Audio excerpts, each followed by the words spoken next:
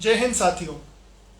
Home first finance की ओर से मैं आप सभी का स्वागत करना चाहूँगा होम फर्स्ट के हीरोज़ के तीसरे एपिसोड में। इस लाइव शो पर हम कुछ होम फर्स्ट कस्टमर्स से उनके फौजी जीवन की कहानियाँ सुनते हैं और उनके संघर्ष के बारे में जानते हैं। कल जैसे नायक रमेश लंका ने हमें अपने फौजी जीवन के रगड़े के बारे में बताया, आज हम एक पूर्व फौजी सूबेदार शिवदयाल सिंह गुर्जर से बात करेंगे और उनके फौजी जीवन के बारे में जानेंगे। गुर्जर साहब कारगिल वॉर का हिस्सा रह चुके हैं, ड्रिल सार्जेंट रह चुके हैं और foreign Indian military training team का हिस्सा बनकर भूटान में ट्रेनिंग एक्सरसाइज का हिस्सा भी रह चुके हैं। होम फर्स्ट हमारे फौजी भाइयों का आभारी है कि उन्होंने डट कर देश की सेवा की है। हमें गर्व है कि जिन्होंने हमारे जीवन को आबाद रखा है, हम उनकी कुछ मदद कर पा रहे हैं और इस प्लेटफॉर्म के सहारे हम उनको सम्मानित करना चाहते हैं। इस सेशन को आगे बढ़ाएंगे रिटायर्ड मेजर रुद्रशीष मजुमदार, जो खुद 7 साल फौज का हिस्सा रहे हैं और अब बॉलीवुड में एक्टर बनने का सपना पूरा कर रहे हैं। मैं अभी उनको इनवाइट करूंगा।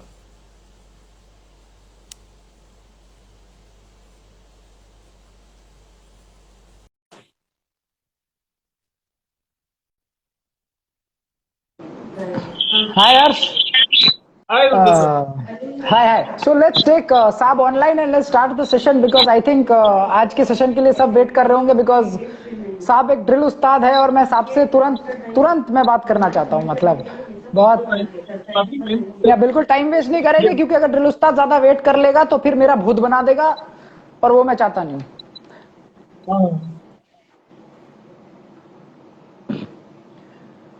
तो आप सबको मैं ये बताना चाहूंगा कि अभी हमारे साथ सूबेदार गुर्जर जाने वाले हैं लाइव और ये आ गए सूबेदार साहब, हमारे सूबेदार गुर्जर जो कि ड्रिल उस्ताद रह चुके हैं। इनके बाकी कहानियों के बारे में हम बाद में सुनेंगे, लेकिन आज आपको मैं स्टार्टिंग में शुरू में ही एक बात बहुत ही साफ क्लियर कर दूं कि आज का ही किस्सा है कि आज मेरे को अर्श का कॉल आ गया। अर्श ने मुझे बताया कि ये लाइव सेशन 6 बजे से स्टार्ट होने वाला था, तो तकरीबन 5 बजे अर्श ने मुझे कॉल करके बोला कि साहब जो है वो अपने लाइव सेशन के लिए पहुंच गए हैं, जबकि साहब को भी पता था कि ये लाइव सेशन 6 बजे का है।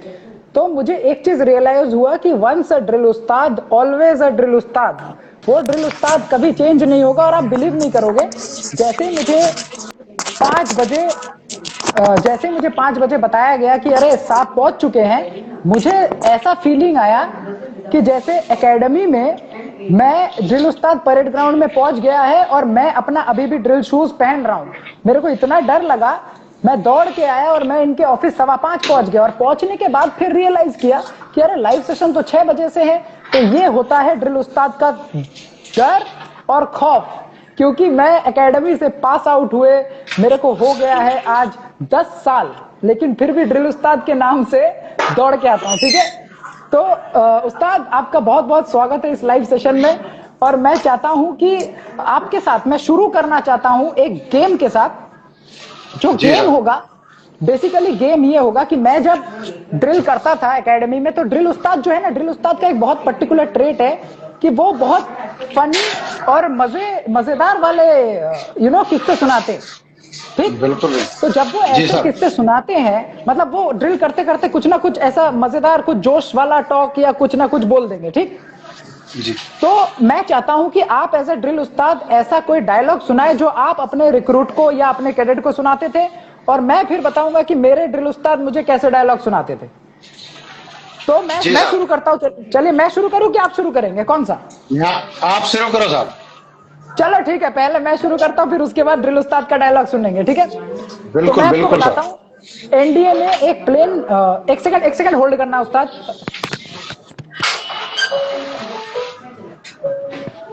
सो बेसिकली देयर इज अ, मतलब जो मैं बोल रहा था कि ड्रिल उस्ताद जो है एनडीए में एक जो एनडीए का परेड ग्राउंड है उस्ताद, वहां पे एक प्लेन खड़ा रहता है, तो एयरफोर्स का। और बेसिकली क्या होता है, जो हमारे कुछ डमी मॉडल या कुछ ऐसे खड़े करके रखते हैं, तो हम लोग बगल में स्टैंपिंग कर रहे थे और उस टाइम आपका जो है वर्ल्ड ट्रेड सेंटर में अटैक हुआ था उससे कुछ साल पहले। ठीक है जी। तो मैं एनडीए में ट्रेन कर रहा था, तो मेरा ड्रिल उस्ताद आया एसएम साहब। ये एसएम साहब बहुत खतरनाक डायलॉग मारते थे, तो उन्होंने कैडेट को बोला, कैडेट ये कैसा स्टैंपिंग कर रहा है? तो मैंने बोला क्यों, क्या हो गया? मतलब लोग खड़े थे, लोग ने बोला कि क्या हुआ, बस अच्छा स्टैंपिंग कर रहे थे। फिर बोला नहीं, ऐसा स्टैंपिंग होगा कि ये प्लेन यहां से उड़ेगी, दोबारा अमेरिका में जाके वर्ल्ड ट्रेड सेंटर से टकराएगी और अमेरिका का राष्ट्रपति कॉल करेगा इंडिया के प्रधानमंत्री को और बताएगा कि हाँ एनडीए कैडेट में जोश है, तब छोड़ूंगा तुम्हें ड्रिल ग्राउंड से। बिल्कुल। तो ऐसा बताया था उन्होंने हमें, तो मुझे उनका ये वाला डायलॉग बहुत याद आया था। अब आप बताइए उस्ताद, आप ऐसा कैसा डायलॉग बोलते थे?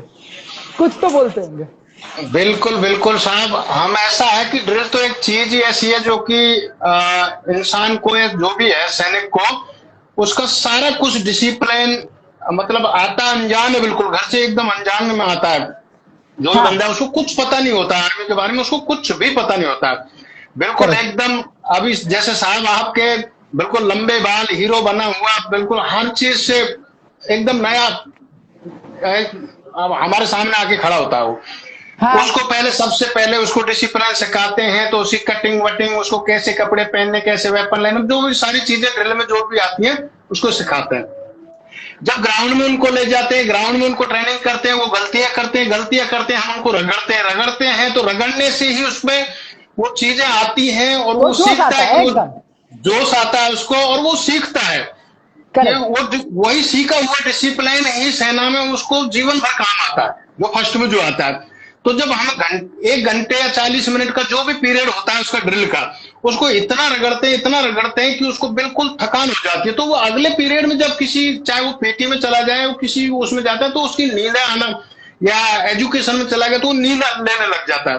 हाँ, बिल्कुल। तो वहां हमारे जैसे उस्ताद साहब उनको बोलते हैं भाई सोए मत, तो कोई बात नहीं, ड्रिल उस्ताद ने रगड़ा है तेरे को, रगड़े से तेरे नींद आ रही है, चलो थोड़ा बहुत मजाक कर लेते, तुम्हें कुछ चुटकुले सुना देते हैं तो ताकि तुम रिफ्रेश हो जाते हो।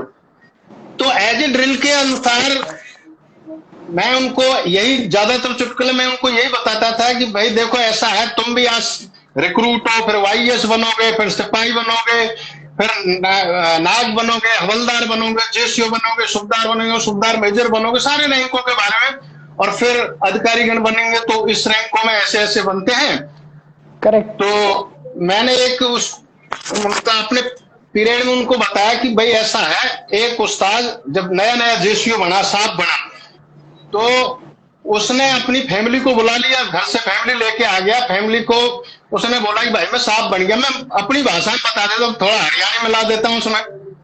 हाँ, तो हल्का सा उस्ताद हरियाणा साइड का था। तो उसने जैसे साहब बना तो अपनी घरवाली बोल दिया, बोला भाई मैं अब साहब बन गया हूँ। तो बोला अच्छा।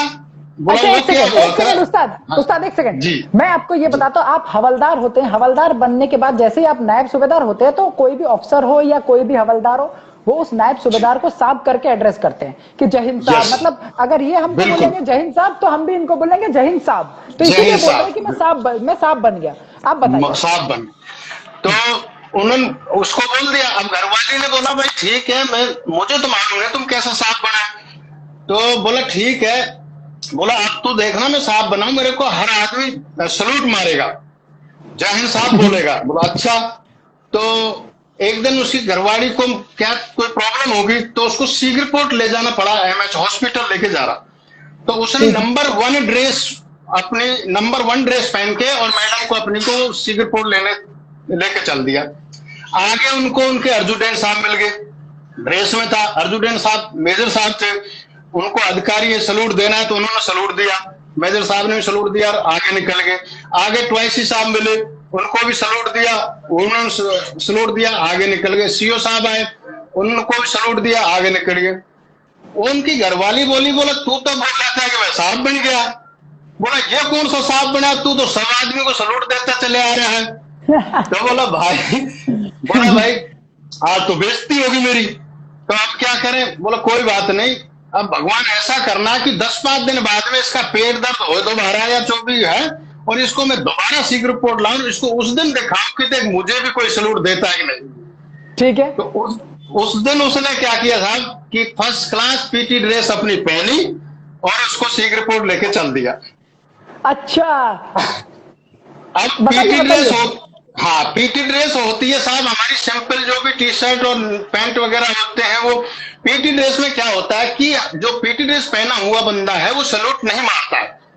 बिल्कुल नहीं मारेगा, क्योंकि फौज का बेसिक रूल है कि जब तक आपने कैप या बैरे नहीं पहना आप सैल्यूट नहीं मारेंगे। नहीं मारोगे। हाँ, तो बैरे नहीं पहना तो नहीं सैल्यूट। नहीं, तो उसने उस दिन बिल्कुल एकदम मतलब सौदा फिट करके कि आज अपनी घरवाली को यकीन कराना है कि मैं साहब हूँ। तो फर्स्ट क्लास पीटी ड्रेस पहना और उसको सी रिपोर्ट लेके चल दिया। उधर से ही निकला, एसएम साहब के ऑफिस गया, सी रिपोर्ट बुक लिया और उधर से निकलते हुए सामने थोड़ी देर में अर्जुन साहब मिल गए। तो भाई साहब आराम से धीरे से सावधान हो गए। सावधान पोजीशन आपको पता ही पीटी ड्रेस में साहब। हाँ। वो सावधान हुए और अर्जुन साहब ड्रेस में थे, यूनिफॉर्म नंबर 1 ड्रेस में थे। तो अर्जुन साहब ठक सीधे सलूट मारा। हाँ, कोई भी आपको अगर सावधान करेगा तो कोई भी अफसर उसको सैल्यूट बैक करेगा। यस। हाँ। तो आगे अर्जुन साहब से निकलते ट्वाइस साहब मिल गए। तो ट्वाइस साहब को देखते भाई साहब ने धीरे से मैडम की बगल में आराम से सावधान हो लिए। अब मैडम को पता नहीं लगा ये कर क्या रहा है। तो ट्वाइसी साहब भी धड़ाक से दिन सलूट मार दिया। हाँ। थोड़ा आगे चले, सीओ साहब की गाड़ी आ रही तो देखा, उसने सीओ साहब को देखते धीरे से आराम से सावधान हो लिए। तो सीओ साहब ने भी सलूट मार दिया। तब बोला अपनी घरवाली को, बोला हाँ जी देखा? बोला क्या? बोला आज देखा ना मेरे को सारे सलूट मार रहे थे। बोला हाँ आज क्या हो गया, तो आपको सारे सलूट मार रहे थे। बोला बात सुन, ये दिन मैंने इनके और हमारे दिन बटे हुए हैं। एक दिन ये हमको सलूट मारते हैं और एक दिन हम इनको सलूट मारते हैं। तो ये है, बोला देख लो बहरो साहब का मतलब आधा दिन ये मुझे सलूट मारते और आधा दिन हमारा दिन बटा हुआ है, बटे हुए हैं। एक दिन हम इनको सलूट मारते और एक दिन ये हमको सलूट मारते। तो ये होता है, देखो जैसे किसी ने लिखा modern problems and modern solution, वो थी आम जिंदगी, ये थी साहब की मेंटोर जिंदगी। अब मैं आपको एक और कहानी सुनाता हूं उस्ताद। ऐसा हुआ था, हमारा ड्रिल उस्ताद था वही एसएम साहब। अब क्या हुआ कि हम ड्रिल में जाने वाले थे, तो एक लड़के का शेविंग के बाद अगर एक दो बाल भी बच जाए तो उसको ड्रेस आउट कर देते हैं कि भाई तुम्हारा ड्रेस ठीक नहीं है, क्यों ठीक से शेव नहीं किया। तो उसके दो तीन यहाँ गले के पास बाल दिख रहे थे। तो मैंने बोला यार तेरे बाल दिख रहे हैं। तो उसने क्या किया, एक नाइफ लिया, जैक नाइफ से आता है जो नाइफ जैसा होता है, वो नाइफ ही उसके पास था और उससे काटने गया तो उसका हल्का सा गला कट गया, हल्का सा। अब गला कट गया तो थोड़ा सा खून निकल रहा था। खून निकल रहा था तो हम लोग परेड में खड़े थे तो सब सावधान में थे। तो सावधान में रहते रहते क्या हुआ कि इसका थोड़ा सा खून ऐसे निकल रहा था, तो इसने हाथ से ऐसे साफ किया और उसको एसएम साहब ने देख लिया। एसएम साहब आके बोलता है क्या कर रहा है तू? तो बोलता है कि साहब वो मेरा ना गला कट गया है इसीलिए। तो उसको पता है एसएम साहब ने क्या डायलॉग मारा। बोलता है सावधान, पहले सावधान में खड़ा हो। वो जैसे ही सावधान हो से बोलता है कैडेट ये है एनडीए का ड्रिल स्क्वायर, यहां गर्दन कटके सर से अलग हो जाएगी, नीचे गिर जाएगी, फिर भी तुम्हारा ड्रिल होगा फर्स्ट क्लास। आओगे ड्रिल करके टक टक टक और बोलोगे जय हिंद साहब, गर्दन कटके गिर गई है, लेके आऊं क्या? मैं बोलूंगा परमिशन ग्रांटेड, तभी जाके गर्दन उठाओगे, दोबारा लगाओगे और फिर से सावधान में खड़े हो जाओगे, समझे? तो वो कैडेट बोलता है जी साहब समझ गया, पर वो रगड़े से बच गया। But that was the kind of जोश and you know that was the kind of people we have as drill उस्ताद। और वैसे ही कुछ हमारे उस्ताद हैं। वैसे उस्ताद का नेटवर्क थोड़ा आई थिंक अटक गया है। I hope that the network is back because he has really good stories to tell. I mean आप लोग समझ पा रहे हैं। तो ड्रिल का ये एक किस्सा जो मैंने आपको सुनाया कि ऐसा हुआ था। फिर एक बहुत कॉमन है कि जैसे कि आपका ड्रिल में क्या होता है कि अभी साहब आउट ऑफ नेटवर्क हो गए तो मैं ड्रिल का सुना देता हूं। सो ड्रिल में व्हाट हैपेंस, तो यार अर्श क्या बता रहा था, मैं ड्रिल को लेके बता रहा था। ड्रिल में एक और डायलॉग बहुत कॉमन होता है कि मतलब जैसे तुम स्टैंपिंग कर रहा है तो एक चिड़िया मतलब ऐसे आएगा, बोलेगा कि कैडेट ऐसा स्टैंपिंग करो कि एक पत्थर पड़ा हुआ था साइड में, बोलता है ये पत्थर उड़ के लगना चाहिए चिड़िया को, चिड़िया मर जाएगी, भगवान के पास जाके बोलेगी कि एनडीए कैडेट में जोश है, तब तुम्हें ड्रिल स्क्वायर से छोड़ूंगा, जब तक ये चिड़िया मरेगी नहीं। अगर ये चिड़िया आज नहीं मरी तो आज कोई भी ड्रिल से वापस नहीं जाएगा। अब लड़के लगे हुए स्टैंपिंग में कि यार चिड़िया मर जाए। तो तुमने जो बचपन में खेला होगा ना, चिड़िया उड़ चावल उड़, तो एनडीए वालों का चिड़िया उड़ चावल उड़ अलग ही होता है, ठीक है? वो उड़ नहीं होता है, चिड़िया मर, पत्ते उड़। So these are the kind of stories we have, and you know, drill ustads are like, they are the bedrock of discipline. They teach you what to do and what not to do in NDA. So मतलब उनके साथ तो मतलब बहुत बहुत मजा आता था। मैंने सुना And था अभी यार, मैंने सुना था आईएमए में बोलते हैं कि इतना जोर से पैर नीचे मारना कि कन्याकुमारी को पता चल जाए कि आज परेड हो रही है। हाँ, एक बहुत फेमस डायलॉग और एक ये है कि देहरादून में बोलते थे, देहरादून में, कि आईएमए में ऐसा पैर पटको कि मसूरी के हनीमून कपल को पता चल जाए कि आईएमए में ड्रिल चल रहा है। गजब। मतलब यार खतरनाक। जब वो बोलते हैं ना तो लोगों की और स्टैंपिंग और वो सब मतलब बढ़ जाता है कि यार मतलब हिला देते हैं, मसूरी में आग लग जानी चाहिए ना। They should feel the heat of IMA. So that was how it is. अच्छा, अभी I think साब is out of network. साब का नेटवर्क चला गया होगा या वो कनेक्शन में नहीं जुड़ पा रहे। Do you think that he is there? वो आ गए वापस? Has he sent you any? He is there? I think he's still trying to join. I'm unable to join him yet. अच्छा, तो फिर उनका नेटवर्क कम होगा। तब तक मैं उनको कुछ और किस्से और मजेदार स्टोरी सुना देता हूँ। rather than just sitting, so I would tell them some funny कुछ मजेदार बता देता हूँ। एक बार ये बता देता हूँ, देखो ये तो मैंने बता दिया कि ड्रिल उस्ताद क्या कराते हैं। तो एक बार मैं आपको बता दूं कि एनडीए में मेरे साथ किस्सा क्या हुआ कि एनडीए का एक ड्रिल उस्ताद था, उसको वो गोरखा राइफल्स का था। तो वो गोरखा राइफल्स का था तो उसे इंग्लिश बोलना बहुत पसंद था और इंग्लिश बहुत अच्छा बोलता था, ठीक है? तो जस्ट वो इंग्लिश अच्छा बोलता था, तो ही वांटेड कि कोई उससे इंग्लिश में बात करे, लेकिन nobody used to speak to him. साहब थे तो सब हिंदी में बात करते थे क्योंकि वो जोश आता था। तो एक बार क्या हुआ कि हम लोग सर्विस क्लास से लौट रहे थे, तो you are only suppose to carry, एक ही राइफल आप कैरी करके ला सकते हो, दो नहीं। अगर आप दो राइफल कैरी कर रहे हो तो आपको ऑफिशियली पनिशमेंट मिल जाएगा। तो हम क्या कर रहे थे, लोग थक जाते तो हम लोग क्या करते थे कि एक किसी और का राइफल ले लिया, तो हम डिसाइड करते थे कि देख आज तेरा राइफल मैं जमा कर दूंगा, कल मेरा राइफल तू जमा कर देना। इससे क्या होता है, जो दूसरे है उसको थोड़ा एक्स्ट्रा टाइम मिल जाता है सोने का, ठीक है? तो हम लोग, अच्छा साहब आपको जुड़ने से पहले ये इंसिडेंट खत्म कर देता हूं। तो हम लोग लौट रहे थे साइकिल से, तो हम लोग लौट रहे थे साइकिल से, तो हमें ड्रिल उस्ताद ने पकड़ लिया। और ड्रिल उस्ताद ने पहले, अब मैं चौथा या पांचवा लाइन में था, तो आई स्लिप होता है, आई स्लिप जहां पे आपका पूरा नाम नंबर सब कुछ दिया होता है।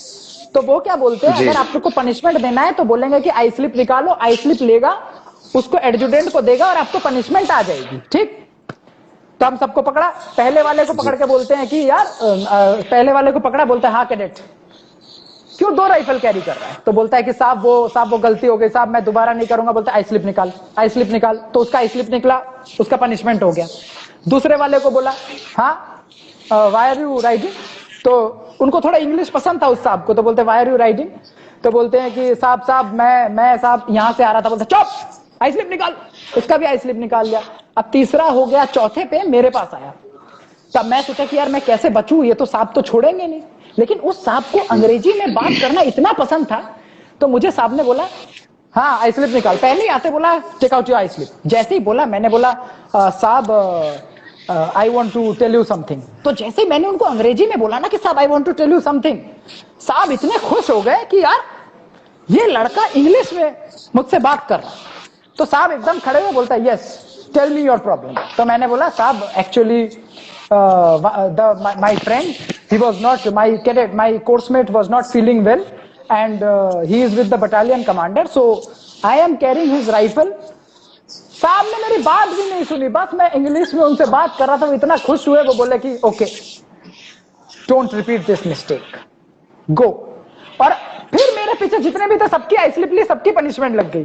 तो ये मुझे ड्रिल उस्ताद का बड़ा अच्छा लगता है कि आप अगर ड्रिल उस्ताद से वैसे बात कर सकते हैं जैसा वो चाहते हैं, तो वो आपको छोड़ देंगे। करेक्ट, क्योंकि कुछ भी कितने भी सख्त हो वो, उनमें भी एक थोड़ा सा दिल रहता है कि यार ये कैडेट थोड़ा मतलब वैसा है कि अलग है ना। तो अच्छा उस्ताद, अभी हमारे पास थोड़ा कम समय है, तो हम इसको लाइव सेशन को खत्म करेंगे, लेकिन खत्म करने से पहले मैं चाहता हूं कि बहुत ही इंपॉर्टेंट किस्सा है जो आपको बताना है, जो मैं चाहता हूं कि आप बताओ कि आपने गार्ड ड्यूटी में, जो मैंने सुना था एक आपके साथ किस्सा हुआ था और वो भी नौशेरा में, वो वाला किस्सा आप फटाक से इनको बता दीजिए, फिर हम इस सेशन को खत्म करेंगे और आज का सेशन हम यही एंड करेंगे। लेकिन आपका ये स्टोरी मैं सुनना चाहता हूं, आप बताइए। जी साहब, मेरा नौशेरा सेक्टर में 80 ब्रिगेड में ड्यूटी थी, नाइट ड्यूटी थी। मैं कमांडर था, गार्ड कमांडर। मेरे अगले पोस्ट पे जो गार्ड थी, उन्होंने थम पुकारा। जो वहां से मिलिटेंट आ रहा था तो उसको थम पुकारा। वो थम पुकारने की कार्रवाई पे, क्योंकि मिलिटेंट उसको क्या मालूम है थम क्या होता है, क्या करना है। हाँ। उसको थम पुकार अलर्ट करने के बावजूद भी वो बंदा रुका नहीं। वो उसके पोस्ट से आगे चल के और थोड़ा हमारे पोस्ट की तरफ आ रहा, तो वहां से टेलीफोन आया कि यहाँ से कोई अनजान बंदा है, रात का टाइम है और आपकी पोस्ट की तरफ आ रहा है। मैंने तुरंत मेरी गार्ड को अलर्ट किया, अलर्ट करके और सारा वेपन वगैरह तैयार करके रेडी पोजीशन में होकर हमने उनको दूर से ही जैसे ही दिखाई दिया तो हमने उनको पहले ही एडवांस उसको थम पुकार दिया। मैं मालूम तो चल गया, क्योंकि मिलिटेंसी एरिया है, नॉर्मल आदमी तो होगा नहीं। रात के 9, साढ़े 9, 10 बज रहे थे। हाँ। तो जब हमने थम पुकारा तो हमारे थम को सुन के और हमारी एक्टिविटी को देख के उसने क्या किया कि अपना मेन रूट चेंज करके उस जंगल के रास्ते में घुस गया। बंदा बाहर नहीं निकला, हाँ। वो उसके अंदर निकल गया, जंगल के अंदर घुस गया। अब हमने कार्रवाई करी, वैसे पुकार रहे लेकिन वो बाहर आ नहीं रहा, तो हमने अपने सीनियर अधिकारियों को रिपोर्ट दी कि साहब ऐसी बात है, यहाँ अनजान बंदा है, वो हो सकता है मिलिटेंट है या जो भी है, और हमारे पोस्ट के सामने जंगल में अंदर चला गया है। करेक्ट। तो जो हमारी बुलेट प्रूफ जो गाड़ी होती है उसमें हमारी क्यूआरटी वगैरह को सीओ साहब ने अलर्ट करके जो भी एक्स्ट्रा गार्ड वगैरह बुलवा के सारा चारों तरफ से उसको कॉर्डन करवा दिया, मतलब घिरवा दिया उस एरिया को। उसको रात भर हम मतलब चिल्लाते रहे, बताते रहे, बंदा वो बाहर नहीं आया।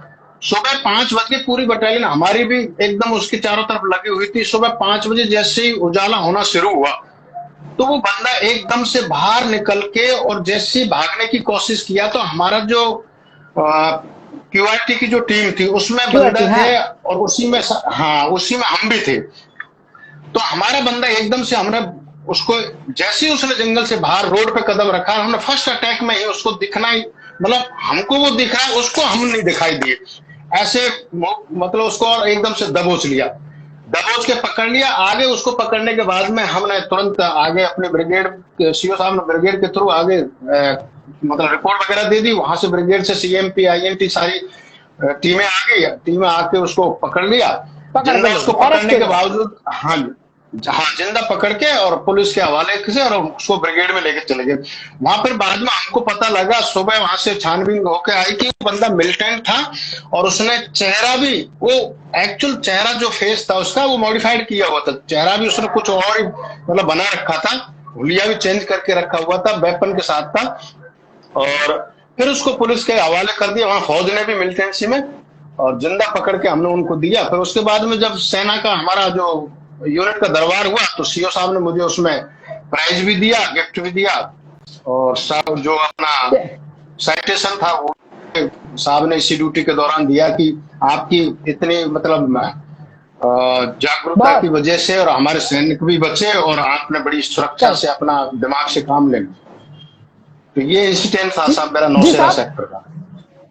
तो साहब मैं इन दर्शकों से यही कहना चाहूंगा कि ये जो इतना रात में एक मिलिटेंट पकड़ना ये बहुत ही डिफिकल्ट है, क्योंकि उस कश्मीर के अगर आप जाओगे ना तो आपको रियलाइज होगा कि रात में आपको अपना हाथ भी नहीं दिखेगा, अगर हाथ को 2 मीटर दूर रख दोगे तो नहीं दिखेगा। ठीक है, कभी कभार ऐसा मौसम होता है और उस मौसम में अलर्ट रह के मिलिटेंट पकड़ना बहुत बड़ी बात है। लेकिन यहाँ पे मैं बस एक ही चीज डिसएग्री करना चाहूंगा कि जहां पे उनको पुलिस के हवाले कर दिया उस जगह पे मैं चाहता था कि अगर साहब है तो उसको कम से कम 4-5 दिन ड्रिल करा के फिर पुलिस के हवाले करना चाहिए था। ड्रिल करके उसकी अकल ठिकाने आ जाती, फिर दोबारा वो 10 मिलिटेंट को जाके बताता कि देखो भाई मिलिटेंट मत बनना, बनोगे तो ऐसा ड्रिल बनाएगा 0 पॉइंट में ले जाके तुमको 0 बना देगा। ये जो तुम सोच रहे हो ना कि तुम हीरो हो तो तुमको 0 बना दिया जाएगा। ड्रिल इंस्ट्रक्टर कुछ भी कर सकता है।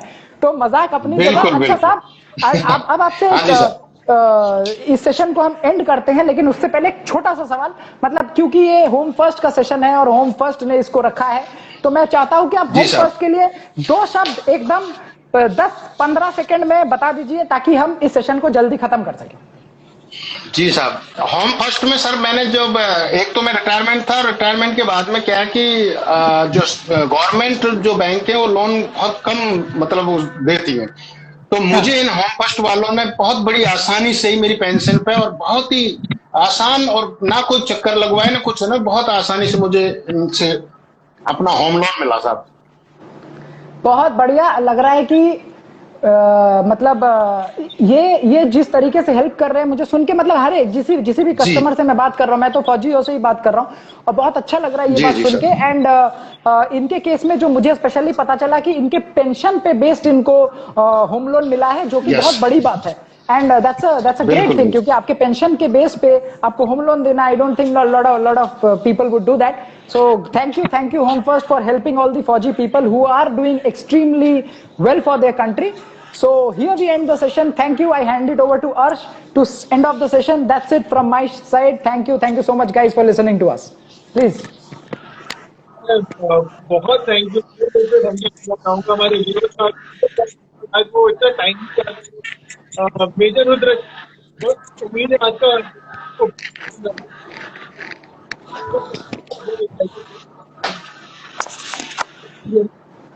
आवाज कम आ रही। जी सर। बेटर या इट इज बेटर, थोड़ा क्लोज आके बोलो। या तो आज पर नए हैं वो हमारे पेज को फॉलो कर वीसा का किस्सा आ रहा हो तो आप जाबाज हमारे पेज पर अपनी हलचल बची रहेगी, तो आप हिस्सा ले सकते हैं। कल बहुत जुड़ेंगे कल। So guys, tomorrow is the finale and don't miss it. And tomorrow we are going to have the last session of this collaboration which we are having. Good evening and love talking to you. Thank you. जय हिंद साहब, जय हिंद। जय हिंद साहब। जय हिंद।